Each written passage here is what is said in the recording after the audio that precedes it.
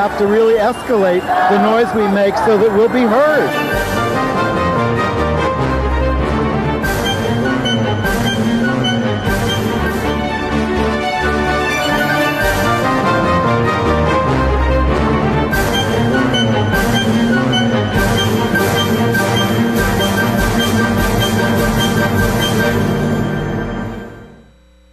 Hi, everybody. Welcome to Gay USA. I'm Ann Northrop, joined this week by Merryn. Hi, Ann. It's so nice to be back, even if it's under difficult circumstances. Well, I'm struck by the fact that you've done the show half a dozen times, and this is the first time we've done it together because you're always replacing me. So I'm thrilled to finally have the chance to do this with you. That's right. I'm just sorry we had to put Andy in the hospital to make that happen, Ann. Well, drastic measures sometimes. Merryn, of course, is the editor-in-chief of Queer 40, which you can find at queer40.com. But she is here because Andy has been sick for the last couple of weeks. But guess what? Stay tuned. You might get a glimpse of him. But we'll give you the headlines first and then see whether we have a little cameo from a surprise guest. Of course, the big headline this week is the cruelty of the Vatican as they put out a statement confirming that they do not bless same-sex relationships with the full approval of Pope Francis. Really ugly stuff. And in other big news today, the U.S. Senate Judiciary Committee has begun the hearings on the Equality Act. More cruelty there. And also in Mississippi and South Dakota, where the governors have signed really horrendous anti-transgender bills. But some good news out of South Carolina, which we'll get to. And in Missouri, the father of a transgender girl has spoken out very movingly in her support. We're going to show you his speech, which really is amazing. Trans actor Elliot Page has made the cover of Time magazine with his first big interview, and trans model Lena Bloom made the Sports Illustrated swimsuit issue. And looks absolutely gorgeous, and we'll do a slight recap of the LGBTQ plus highlights from the Grammy Awards. But always a winner at Gay USA, our pal, Andy Humm. Andy, are you there? Oh! He lives! So, Andy, tell us, what's up? First of all, I want to thank you both for yeoman's work, person's work, getting the show done and in my absence. Friday night, March 5th, I had my dinner, had a little indigestion. The next morning I had sharp pain on a Saturday, got very intense, so I went to the doctor. One of those clinics. And then they said, you've got to be checked out in an emergency room. I did. Well, they did a CAT scan and my appendix was about to burst. So they sent me to Lenox Hill Hospital in an ambulance, emergency operation the next morning, some of the worst pain I've ever had. And, reason I'm talking about this is when you have these pains in your lower groin, especially on the right, don't hesitate, go to the emergency room because you could die. 11 million people have appendicitis, 55,000 die of it every year because it's a very intense infection. And then, it was a lot to clean up for the doctors. So I was in the hospital for a week. I got wonderful attention at Lenox Hill. Let me tell you, getting well is very hard work. They put you through the, breathing things and all kinds of antibiotics and everything. It's not restful. You have to work at getting well, and I still have to, even though I'm home and I've had visiting nurses and things. But I survived, and you look good, which is half the battle. I lost 10 pounds. This is not the way you want to do it. We all have our diet secrets. Well, we're thrilled to see you looking good, and we know you're trying to come back full-time next week, so we'll look forward to that. We're not going to keep you long here, but I have to ask you, as our resident, ex-Catholic, what do you think about the Pope and this announcement by the Vatican? Well, of course, the announcement was from the Vatican that same-sex unions, not even say marriages, same-sex unions are illicit and not ordered to the Creator's law. Oh, really? Who created us? I don't know. But so the Vatican said no blessing of same-sex unions. It is impossible to bless sin. Now, this is the Catholic Church, and this is also signed off by the Vatican. Keep in mind what the sexual ethic of the Catholic Church is. You may not have sex unless it is in a marriage, a heterosexual marriage, open to procreation, which condemns 99%, literally 99% of the sexual activity in the world. So it's also hypocritical. And don't forget, this is coming from the self-perpetuating male hierarchy, which is trying to defend itself. And so that's what this is all about. But then they say, oh, you're still welcome to come. We would love to have you and your money. But so I mean, what's going on? The Pope can meet with Muslim leaders. He can't meet with gay leaders. Some of this was coming from the fact that the German church and some other churches were getting ready to be more open to this kind of thing, of blessings. But the church sort of sees its future in the third world, essentially, where they believe it all, more of this, and I will just call it nonsense. So look, I mean, for Catholics, I urge you to please grow up. Take control of your own church, appoint your own pastors, elect your own popes. When a lesbian can be pope, you're on the right track. Well, they claim they love us, and this is not discrimination. This is just a realistic reading of God's will. Well, they're just protecting themselves. And, again, take control of your own church. Most people do. It's part of growing up. It's really sad to see such a stance fall on what's going to be the wrong side of history. I think they will find that this, in the long run, weakens the church, and that all institutions will be diminished by a lack of inclusion. And this is going to be yet another one. Well, they've chosen that path. They've chosen that path for a long time. And because they're reading the current numbers and they're just doing the math, and that's where they've ended up. It's short-sighted, but that's their choice. And it breeds violence. To say you are sin, what you're doing is wrong, is hurting. Well, come on, that just makes parents hate their gay children.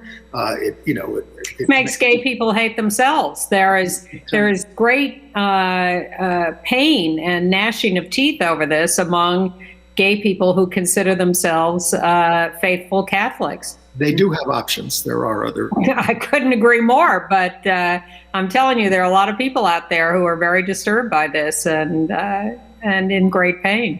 Anyway, and that's why it's so cruel. That's why I call it cruel. I'm not in great pain anymore, thank goodness. And I thank you, and I look forward to the rest of the show. Well, you're welcome. I was wondering if Andy had anything to say about the dissident Catholic priests, the 9, who were basically going against this stance. Yeah, they're standing up for themselves. They formed sort of a rogue, group, and they're just doing it. And I know lots of priests. Look, I know Catholic priests have been doing same-sex weddings for 50 years. Yeah. And we'll get into a few more details like that later. But Andy, we want you to rest and be in good shape and take it easy. And we're thrilled to see you next week. Thank you, Merryn. Thank you, Ann. Bye-bye. Bye, everybody. See you next week. Bye-bye. Wow. Well, Andy looks great. I'm happy to see, because he did have a close call, and great to have him check in, and you'll see him at greater length next week. But we wanted to hear from him on this particularly and let everybody see that he is alive and well. So yes, there are a few more details to be gone into over this when we get to international news, but let's go back to what's happening in this country, and particularly what happened today as we're taping this on Wednesday and broadcasting live on Wednesday on Facebook. And that is the Senate Judiciary Committee first ever hearing on the Equality Act. It was a train wreck, I thought. Did you see any of it? I have seen a good number of the speeches. I just have a bad feeling about it, because the specter of religious freedom, again, is what's going to cripple this bill's success, I feel. But I also feel it's a sort of tragedy that's baked in, given what this country is like, given how it does center religious beliefs, and also given that they've got a pretty good argument that the Religious Freedom Bill is really there to protect minority religions. And that's going to be, I think, the sticking point, is that this is going to become a wedge issue and come down to minorities against minorities yet again. So that's the bad feeling I have about it. What do you think? First of all, I have always thought that this bill didn't stand a chance in hell, if I may use that term in this context, because the Republicans are so dead set against it, and it does need 60 votes, meaning 10 Republicans, assuming we even have all the Democrats, which we might not, and unless you get rid of the filibuster. And so once again, we're back to a question of, are the Democrats going to have the guts to get rid of the filibuster? And can they do that? Can they get all the Democrats to approve of that, or even to amend it? And can they get all the Democrats to vote for this bill? It should be, in theoretical terms, this is a very simple statement of non-discrimination. This shouldn't implicate all those religious questions or trans sports questions. Mm-hmm. To me, it was shocking how much the Republicans just went straight for the throat on trans athletes at schools, prisons. They were fixated on trans people in prisons, and dorm rooms. Men are going to declare themselves women and rape female prisoners. And it isn't about trans people. It's just about these men who are rapists who are going to declare themselves women.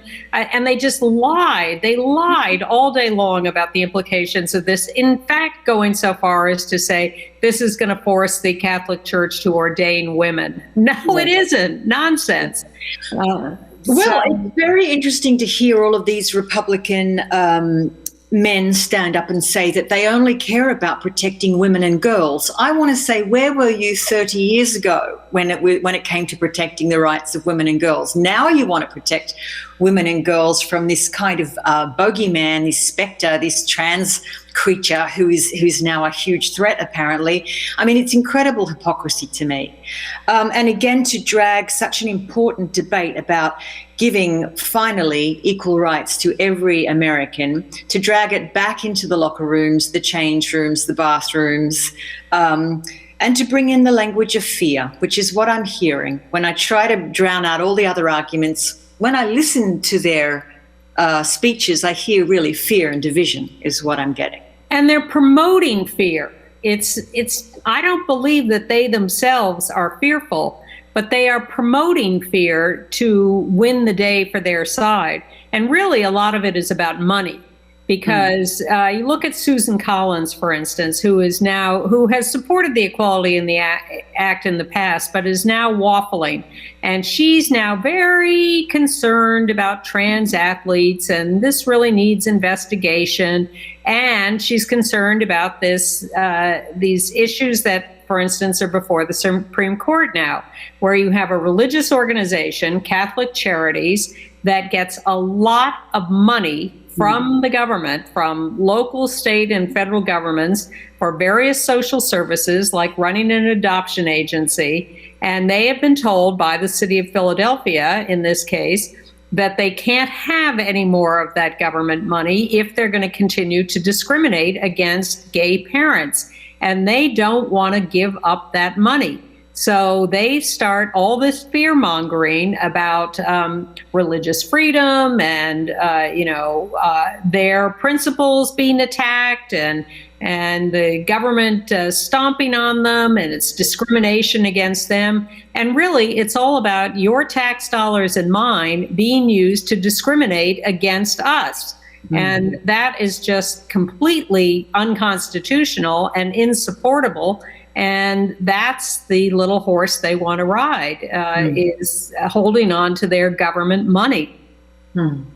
So, they're big hypocrites. And I fear that to try to get this passed, we're going to be back in the old dilemma of do we compromise? Is there some middle ground? And the middle ground is always something that makes us second-class citizens, that takes away constitutional rights for us, and that puts us in the hole, and undoubtedly dumps trans people in the gutter with no rights at all. Of course, to be the scapegoat yet again. But the other thing that was so absurd to me listening to this, I just heard so many non sequiturs. These arguments are based on the idea of, here we have this bill, it's called the Equality Act. What it wants to achieve is equality for all minorities. And we have to somehow amend this and negotiate it as if we don't all agree that that is actually the fit goal, what is underwritten in the Declaration of Independence in this country. It's like, how are we not agreeing that this is where we all want to end up? But it's clear we don't agree on that at all. No, well, all you have to do is look at the proposed voter suppression laws to see that half the country does not agree that we're all equal and all deserve equal rights.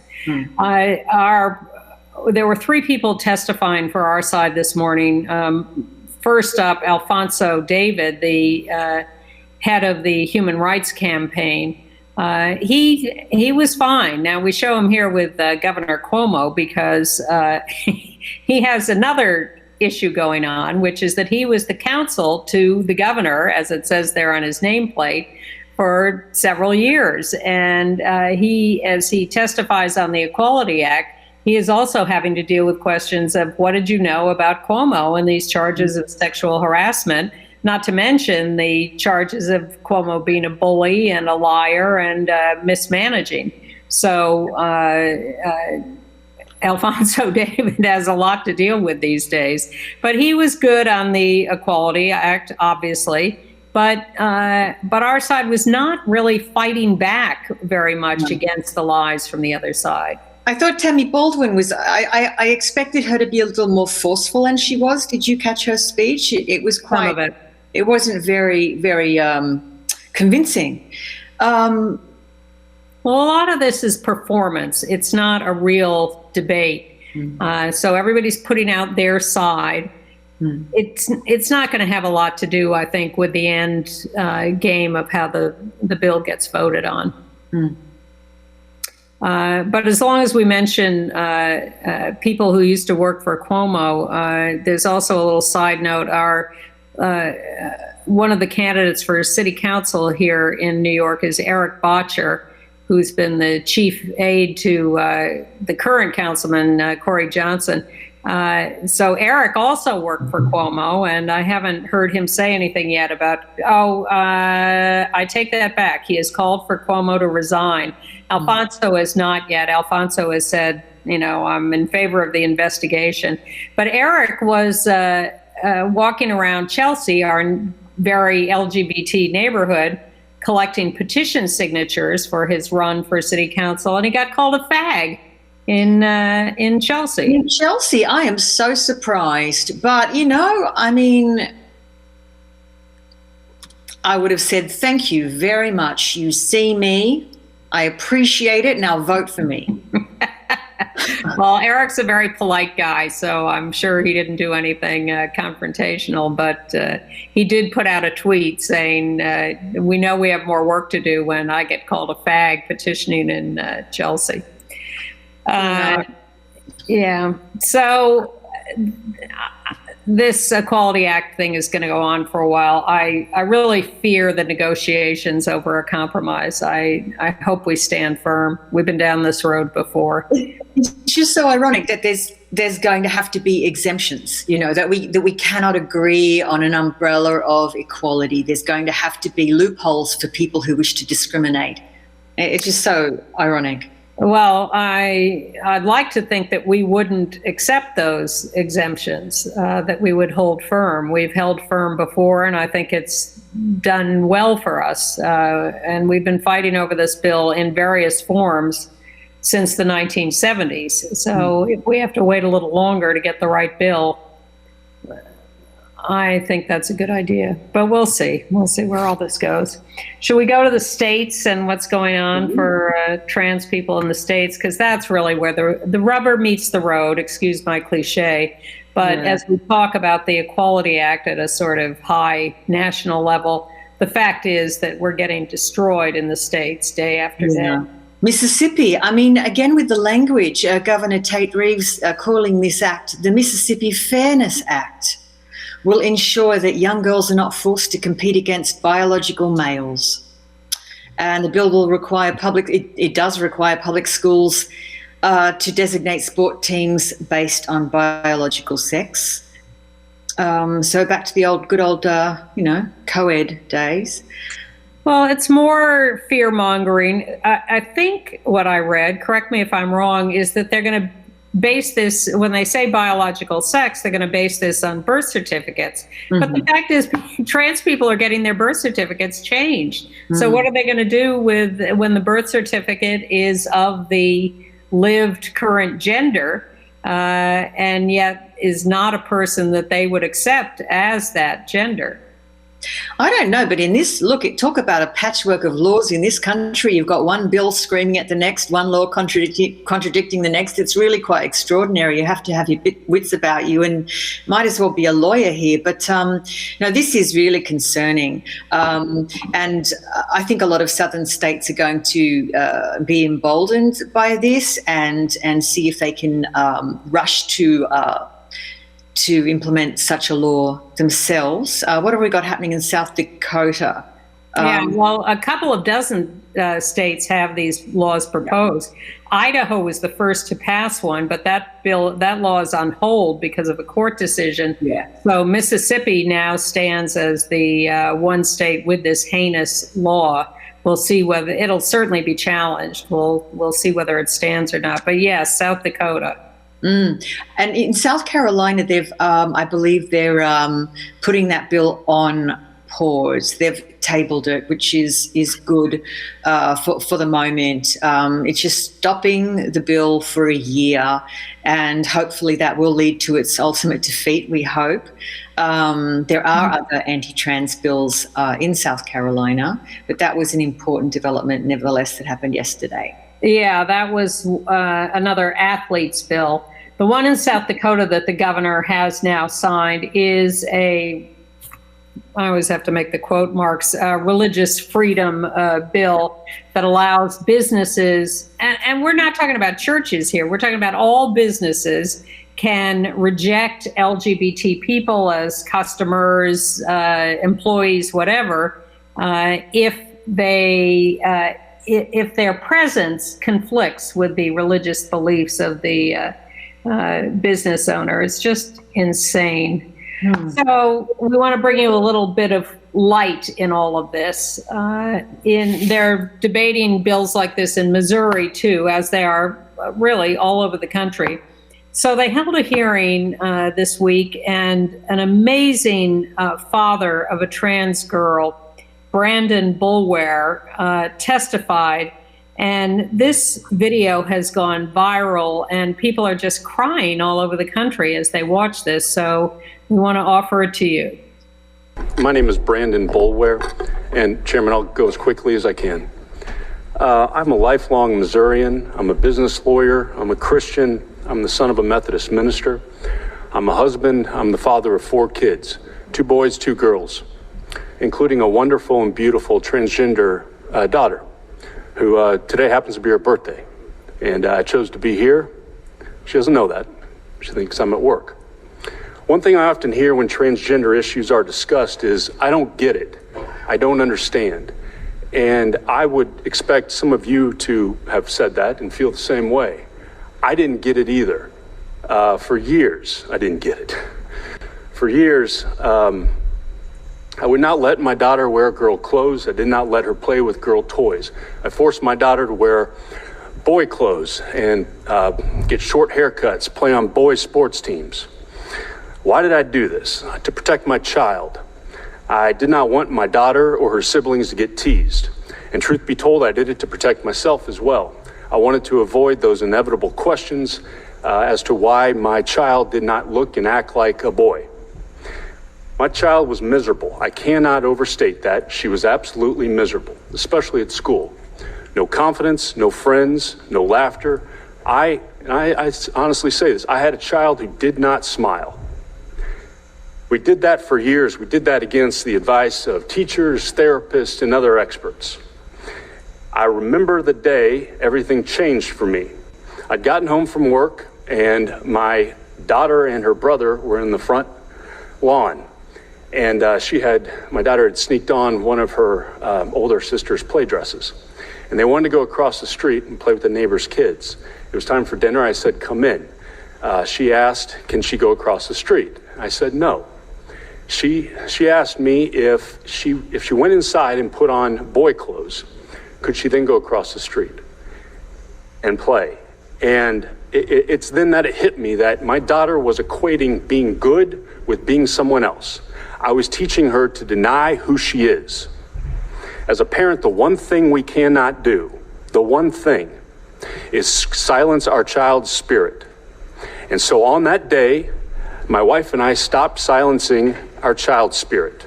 The moment we allowed my daughter to be who she is, to grow her hair, to wear the clothes she wanted to wear, she was a different child. And I mean, it was immediate. It was a total transformation. I now have a confident, a smiling, a happy daughter. She plays on a girls' volleyball team. She has friendships. She's a kid. Today, as a parent, to share my story, I need you to understand that this language, if it becomes law, will have real effects on real people. It will affect my daughter. It will mean she cannot play on the girls' volleyball team or dance squad or tennis team. I ask you, please don't take that away from my daughter or the countless others like her who are out there. Let them have their childhoods. Let them be who they are. I ask you to vote against this legislation. I hope the members of the Senate Judiciary Committee and the entire Senate get to see that video. It really is just so moving, and he's a hero for telling that whole story and being a good dad. He just makes it so simple, and I think we have to bring it down to the simplest level. And also, I thought, she's playing on the girls' volleyball team. Ask the girls, ask the kids what they want. Where are all these grown-ups trying to make rules for who's in what team and who's allowed to play? I would just ask the girls. They will tell you that I believe they would have no problem with it at all. Day after day after day, overwhelmingly, we see that the kids support their friends. And the people who are screwing this up are the professional right-wingers, the Alliance Defending Freedom, Focus on the Family, all those professional lobbyists who are getting in the way of people being people and interacting with each other. Very upsetting. All right, and some other consequences of this. By the way, over 550 NCAA college athletes, accomplished high-ranking athletes, are demanding that the NCAA take their events, their championship events, their competitions out of states like Mississippi and South Dakota that have passed these anti-trans laws. This goes back to a few years ago when North Carolina passed a bad bill, the bathroom bill, and the NCAA did take its events out of North Carolina, and that cost North Carolina a lot of money. So these athletes are standing up, as you say, the other kids, the competitors who are not afraid to compete against trans athletes, and they're saying, we want you to support the trans kids, not the right-wingers. Yeah, and if you're worried about it, get a trans kid on your team. I mean, come on. It's called competition, isn't it? Well, that's one way of attacking it. Interesting thought. Right, okay. Let's stay in school for a minute in Austin, Texas, with the Forest Trail Elementary School. You were on this story with the teacher who read the book about the trans boy. Oh, no. Scrolling down. We have fourth grade class. The teacher reads this book. It's called inappropriate. It's inappropriate, right? And this school is actually offering counselling to children who were unfortunate enough to have read it or be exposed to it or have heard it. That's in Texas. Yay, Texas. The parents complain, Call Me Matt by Kyle Lukoff, a book about a transgender boy going to school and making friends. I will never forget doing a session 30 years ago to a fourth grade class here in New York, doing Hi, I'm Your Local Lesbian, which I used to do every day for years. Fantastic job with the Hetrick Martin Institute. And this fourth grade girl gets up, puts her hands on her hips and asks whether people of the same sex can marry 30 years ago. And I say, no, well, in Denmark, they can have civil unions. I get a little technical. And she puts her hands on her hips and she says, well, I think that's stupid. I think you should be able to marry anyone, even an elephant. Oh, well, what a cutie. Oh, I love it. I'd like to run into her now. And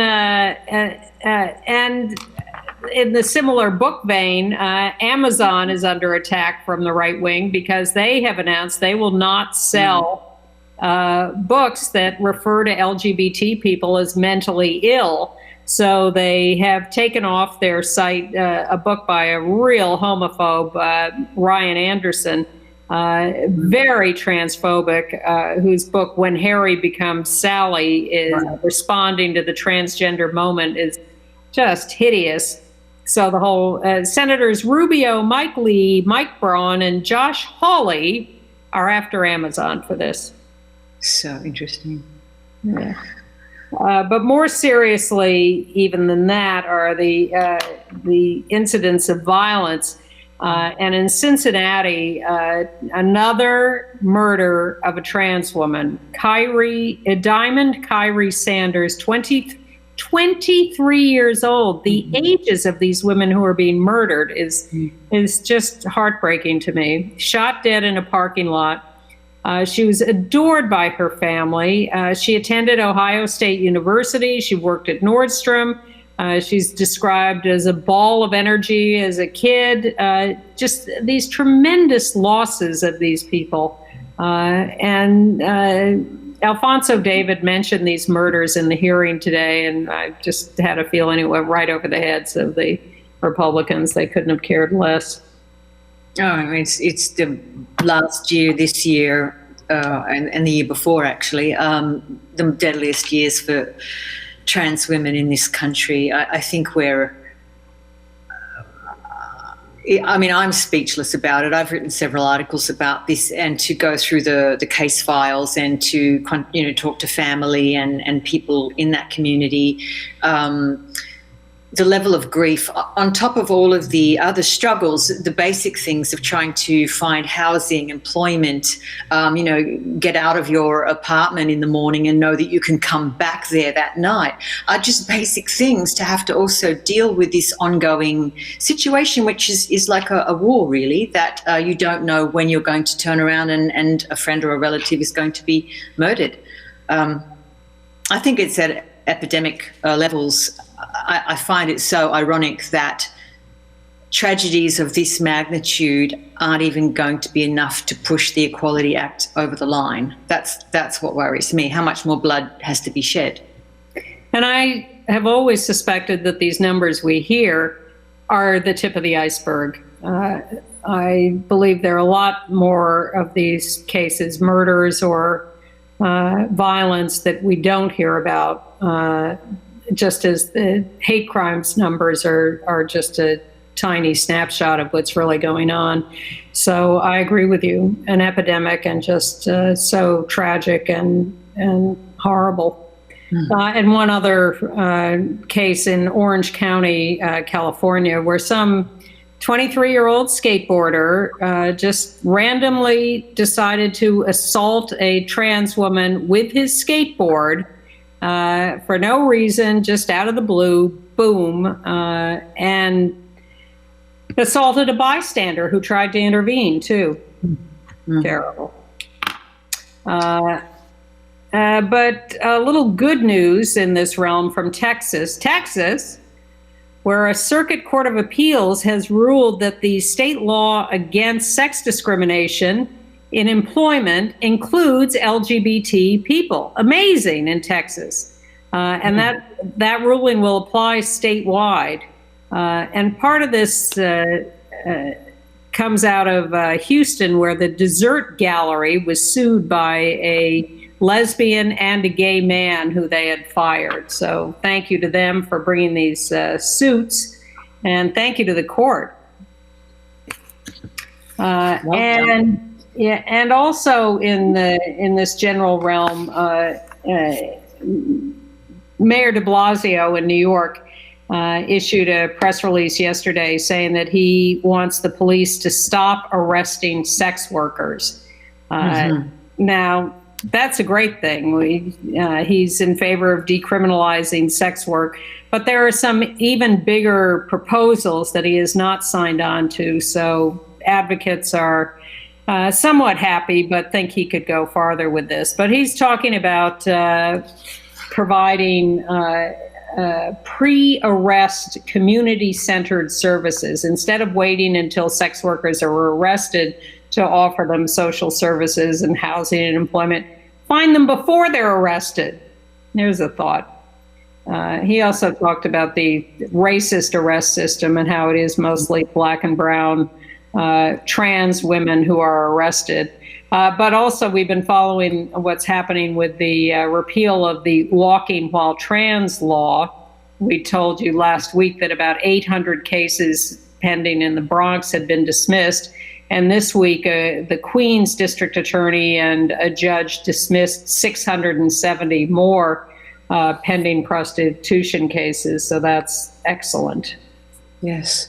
I liked what Charlene McRae said, sex work. I mean, to basically acknowledge it, that sex work is a means of survival for many of these marginalized groups, including trans women of color and often undocumented immigrants. You know, if we don't provide the right path to legislation for these groups, they don't have any other way to survive but sex work. And there's no reason that sex work can't be a choice for people, too. Right. It has to be destigmatized in those ways. Now, de Blasio talked about going after sex traffickers, which, of course, should be a high priority, but people should not be exploited.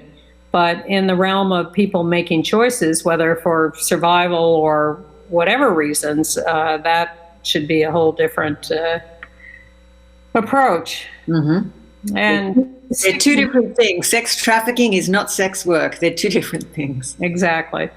And as a footnote, District Attorney of Manhattan, Cy Vance, who's been, I was in a meeting with him once where we were arguing for decrim of sex work, and he just went on and on about sex trafficking. He could not separate the two, which was discouraging. But he's now announced he won't run again.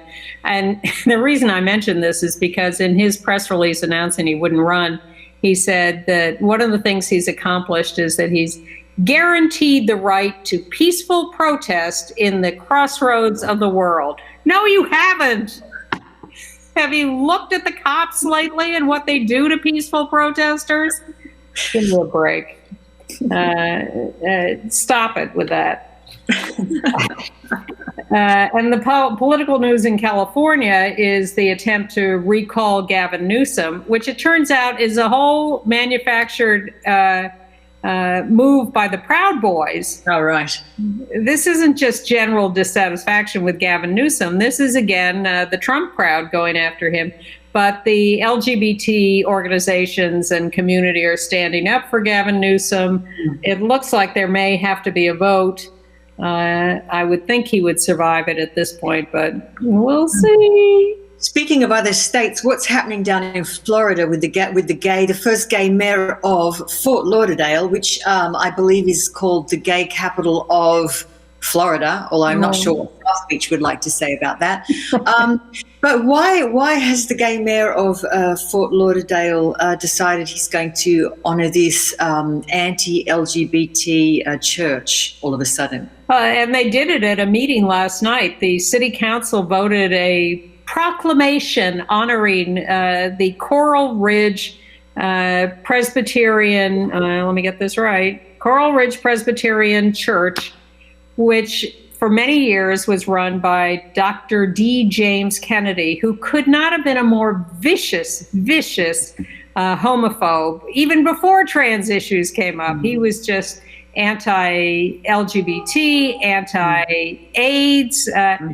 C. Everett Koop, when he was Surgeon General, tried to talk him down from his anti-AIDS views and failed miserably.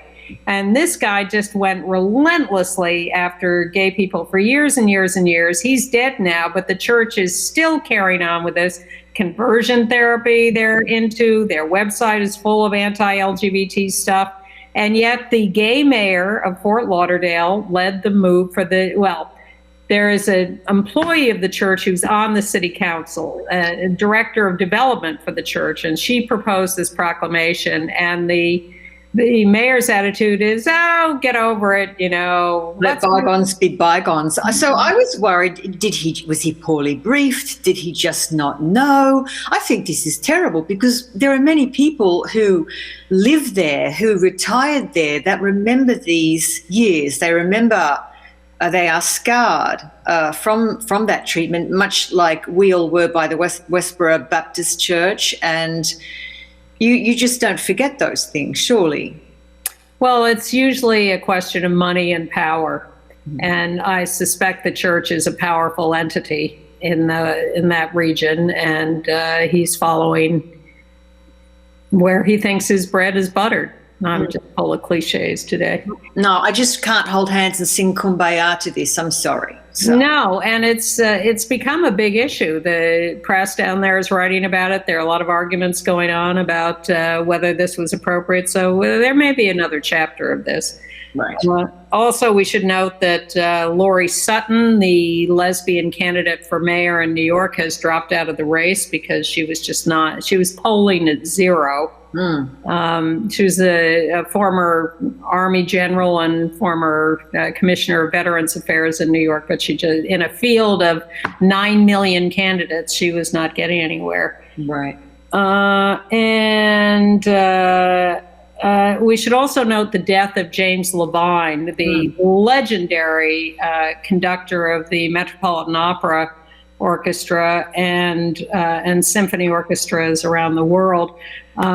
Dead at 77 in Palm Springs, California. He'd been fighting cancer and other illnesses for a long time. But the reason we mention him is he was gay. He resisted being out for years, but he could no longer avoid being out when he was charged by several men with having sexually abused them when they were young, teens or early 20s. A lot of it was about power, him going after students, people who wanted jobs with him, and he would use that power to sexually abuse them for decades. Mm-hmm. The Met ended up firing him. He sued them for defamation. They countersued. They eventually settled and gave him some money. But it was a huge, huge scandal here a few years ago. Destroyed a truly legendary career. Mm-hmm. And terrible, terrible story. Yeah. Anyway, should we move on to international news? Let's move on. We didn't speak of this, but it happened right before we came to the air, really, I think, is Japan. There was some very good news out of Japan. Did you hear about this, Anne? Yes. Yes. Japanese courts finally ruled that the country's ban on same-sex marriage is indeed unconstitutional. And Japan is actually the only G7 country that doesn't treat LGBTQ couples completely equally.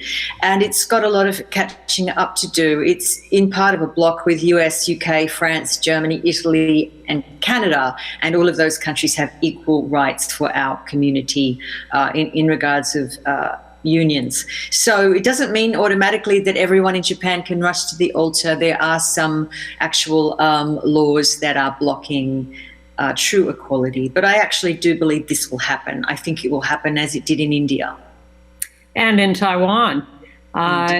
India has decriminalized homosexuality. They haven't legalized marriage. No, but it will. It will happen as I believe it will in India, because what you have is once the first unconstitutional law really works, you've set a precedent. And I believe that I really do think you're going to see India marriage equality pass. I think you're going to see it. I think in Japan as well, even though Taiwan is the only Asian country that has it, marriage equality. But I think once you have proven that this is adding to people's unhappiness and that it is unconstitutional, I think the battle's halfway there. I think there's about 4 cases at the moment in Japan, and I think there's an equal number in India as well, and they've got a lot of hope of getting through. Yeah, I agree with you. And look, it took, while people think it happened in the blink of an eye here, it actually took some time, and we had to go state by state first before the Supreme Court legalized it. But yes, Japan needs legislation to make that happen. Meanwhile, in India, they did have a terrific ruling in one case. A lesbian had been forced into a marriage with a man by her family, and she went to court to say, help, this is not what I want. And the Delhi High Court said that she, in fact, can dissolve the marriage and get protection from her family or her soon-to-be ex-husband if they come after her for this. And seriously, a few years ago, this wouldn't have happened. But amending Section 377 has really helped pave the way for this. So I am very hopeful, and I think it's only a matter of time. Just as the Lawrence v. Texas case here that decriminalized sodomy in 2003 paved the way for marriage equality. And Bhutan has just decriminalized homosexuality. They removed it from a law that outlaws unnatural sex. They said homosexuality no longer qualifies as unnatural sex. Depends how you do it, I guess. Sorry, I couldn't resist. It was too easy. But in Bhutan, these steps are taking place. There's still like 70 countries in the world that criminalize homosexuality, and one by one we're knocking them down. But in Poland, of course, the government has now barred all LGBT people, coupled or singles, from adopting children. A backwards move.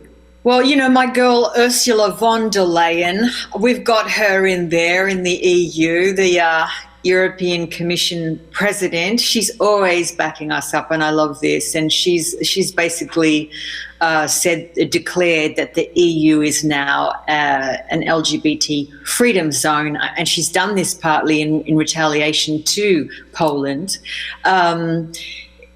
and trying to symbolically reject those statehoods that go against the interests of the bloc by mandating LGBT ideology free zones. I loved something she said now. Where is it? She basically said, being yourself is not an ideology, it's your identity. No one can ever take it away. And the EU is your home. The EU is an LGBTQ freedom zone.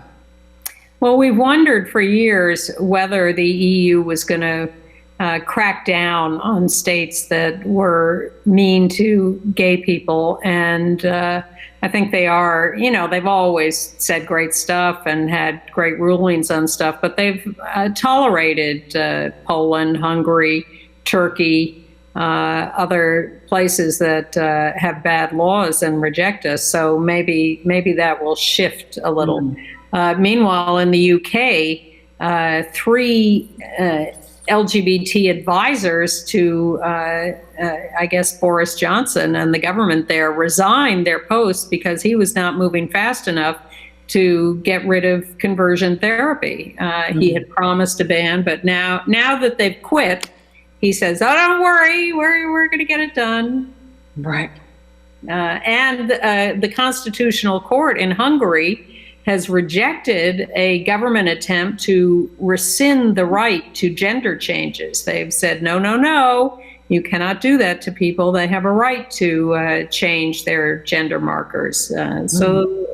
Once again, the courts protect us some.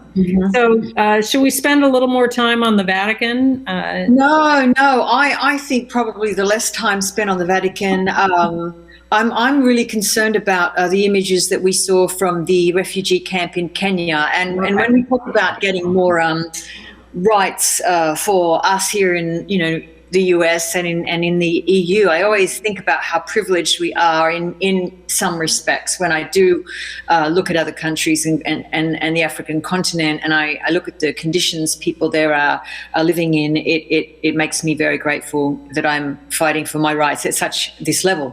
But yes, this was distressing, the LGBT. How do we know that these refugees were LGBTQ? We've been following the LGBTQ contingent in the Kakuma refugee camp in Kenya. They come from Uganda and other surrounding countries, and we know for many years the horrible things that LGBTQ people are subjected to in those other countries. And we had a great ray of hope a few years ago when we saw a little pride parade in this refugee camp, and LGBT refugees in this camp marching along with little rainbow flags. And we thought, this is fantastic that they can do this there. But everything we've heard since is of LGBT people being attacked in this refugee camp. And we talked about it last week, that there were reports of this. And now this week comes this report that fires were started and LGBTQ people were burned in the Kakuma refugee camp. And we have these awful pictures. I'm sorry, I should have warned you about this. There's another one too, of people who've been burned, LGBTQ people burned in this refugee camp. And now they have put out a plea for the UN Commission on the High Commission on Refugees to get people out of this camp who are being attacked like that. And people are desperate over there to save the people who are being abused. It is just horrendous what is happening to people. You should know, I want viewers to know that the two seriously burned victims were immediately airlifted from the camp and are receiving treatment in Nairobi.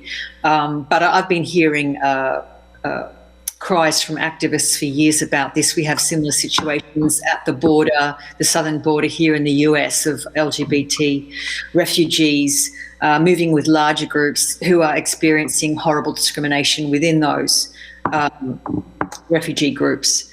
So something, definitely the new frontier of activism, I think, is in this area. Absolutely. And we are down to our last 5 minutes, and we do want to have a film trailer we can run if we have time. So let's hippity hop to AIDS news, where there's a fascinating story of a woman, Lisa Hoffman, in Orange, New Jersey, a pharmacy technician who has been caught stealing AIDS drugs in the hospital, $8.2 million worth, passing them off to an accomplice who's selling them on the street. Thanks, Lisa. Get a new job, please. Try something else. Yes. All right, and on to entertainment news. Congratulations to Elliot Page, who is now on the cover of Time magazine. I'm fully who I am, he says, and there's a big interview inside. You might want to check that out. It's a good interview. It's worth reading. And again, it is very instructive if you are one of these people who just don't get it, if you just don't understand trans identity and trans visibility. Read this article. It explains a lot. And Lena Bloom, I hope I'm pronouncing that correctly, is Black and Filipino first trans person of color to appear in the Sports Illustrated swimsuit issue. They did have another trans woman last year, but Lena is the first Black trans person. She's modeled for Hilfiger, H&M, Vogue India, and Levi's, so she's the real deal. Ella Hunt, you know about Yes, Ella. Ella Hunt has come out as queer. She's one of the stars of Dickinson. She played Sue Gilbert in the show. She's 22 years of age, and welcome. She credits the role and the show, a female-created series, and moving to New York with her coming out. We're very grateful that we could play a role in this. And she sort of flubbed a little bit the language. She said that queer wasn't really a sexuality, it was more an identity or a way of expressing yourself. And I noticed somebody called her out on Twitter about that. And she did respond and apologize. And she said the interview had made her very nervous and she was grasping for words. And then, as we all do, and when I do interview these celebrities, I try to be very careful with them because I do want them to phrase it how they want to, be represented. But on International Women's Day, she tweeted 21 times, "I love women." So I presume she's reconciled it. Well, we don't have time to show the trailer, but I want to mention available this week on the 19th, a new film, Voinovich, F You Faggot Effer, a new documentary directed by Chris McKim and produced by the World of Wonder guys, Randy Barbato and Fenton Bailey, available in virtual cinemas. I knew David Voinovich. He was a great, sweet guy, but he's known for being very angry and confrontational. It's a terrific documentary. You really should try to take a look at that. And you might want to check out Lil Nas X's new single, Montero. It's such a cute picture that goes along with that. You love it. I know you love this. Well, I think it's very cute. Oscar nominations, not a lot LGBTQ to talk about there. No Jodie Foster nomination after she won the Golden Globe. We don't get another kiss from Jodie Foster at the Oscars. But we did watch the Grammys. I wasn't enthusiastic about them.